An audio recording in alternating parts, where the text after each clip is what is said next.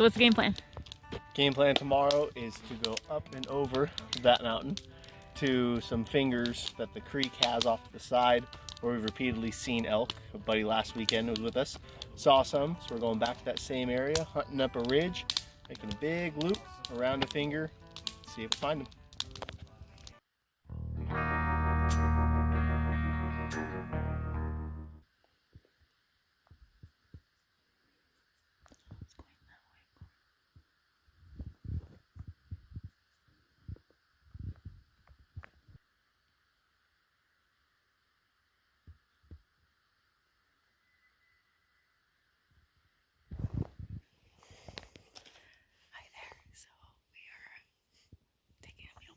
We just spooked a herd of elk, I'll say it. But we were going really slow, and we were in the wind's favor, so it's just nothing we could do. We knew it was going to happen. We're okay with it because it's a group of cows that's below us in the valley, and there's bulls on the other side. So they were making that way already, and we're going to go flank them. So we knew it was going to happen, maybe, and it was okay. but Still disappointing, but we're still close, and it's not over. It's just a meal break, gotta feed the babies. So we have a beast. We have Taco Bell, pasta salad, peanut butter protein balls. she really does have Taco Bell. Hey, it's a really great meal.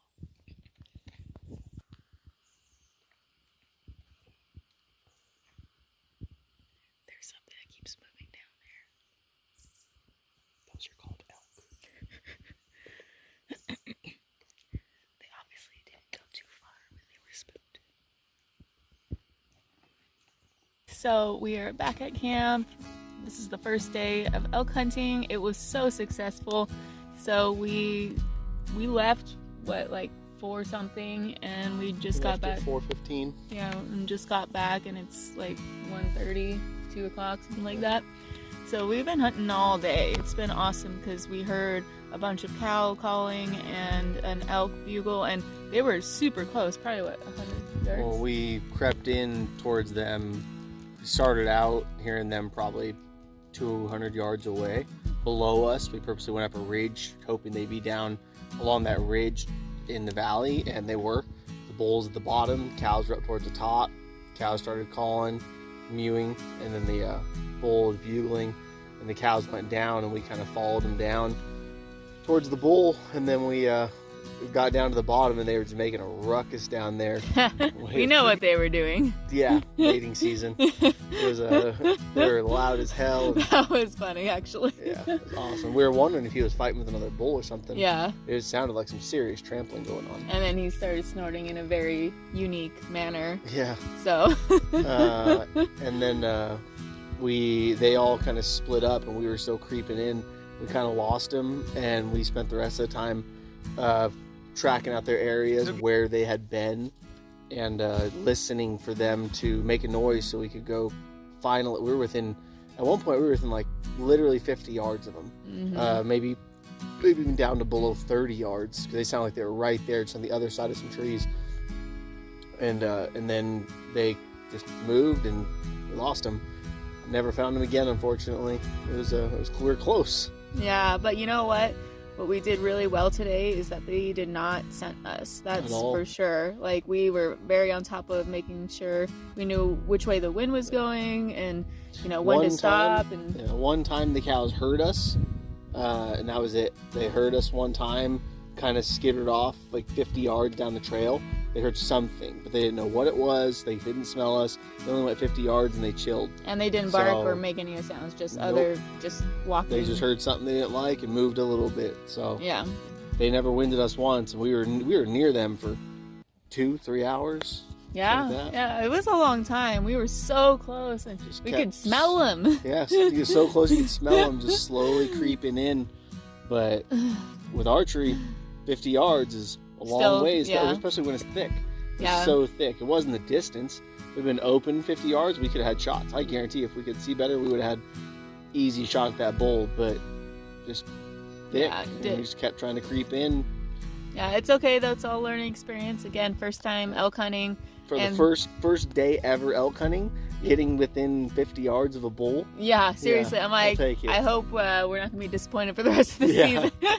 Not gonna hear a thing. Yeah. Be super disappointed. But hopefully tomorrow's going to be a better day and we can find that herd again. We'll see. But yeah, we're going to come up with a game plan. We'll head back to the same area. We got a bugle. We'll do a little bugling and play out the game from there and see what we think.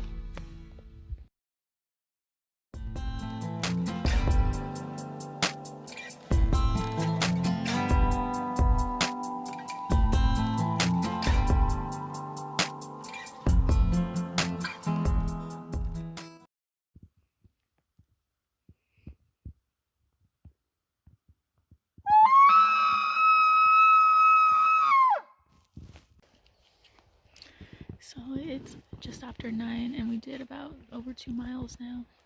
It is a crazy day, definitely different than yesterday. But we have a lot of clouds out, as you can see. Crazy. The wind is going everywhere, changing constantly. And strong. It's windy as hell today. Yeah, we've been trying to locate the herd of cows and that bull that we saw, or we heard yesterday. No luck. We did hear a couple bugles. 2 bugles this morning. Yeah. One down the valley from us and one up the valley from us. Yeah, so I mean they're a ways away, but we're making a loop on our ridge and then gonna go back on the main trail and go up a little bit more. And We're dropping down in the valley to work our way towards that lower bugle, hopefully. yeah, so wish us luck. This weekend's over, and this is my closing statement apparently. Takeaways: we did well. We hunted really well, only because we kept the wind in our favor. Though we got within between 50 and 30 yards of a bull and a bunch of cows, and they had no idea we were there. We could hear them snorting and breathing, and we were on top of them. Couldn't get any shots. It's real thick here. It's a little different than hunting Tahoe National Forest. Hard in its own way because it is thicker, but it hides a lot of animals. So we were able to chase multiple groups of animals, and that was really cool. We hiked really far. We put in like 10 miles, really thick, rugged, but we did well. Didn't call as well as I'd hoped. Should have practiced more, for sure. And we need to get a cow call. All we have is a bugle, and that's not good enough. And mouth calls, which I'm not good enough with yet to use. So we're going to get a cow call, which is easier. Practice with the calls more. Learn their behavior. We want to pattern them during the day so that we can have an idea of what the day in the life of an elk really is. We generally know, but we want to try and study it more so that we can predict, okay, it's 10, 11 o'clock and it's a hot day or it's a cool day, they're probably doing this. So we have a more constructive game plan than just listening for them and chasing them. That's kind of what we were going with today on day 2. Was we heard 2 bugles this morning and we used those to guide us, and it got so crazy windy we couldn't hear a dang thing. We actually got rained on for a minute, and we need to be able to predict them better than just relying on hearing or seeing them or smelling them. We smelled them again. We got that at one point. That was pretty cool.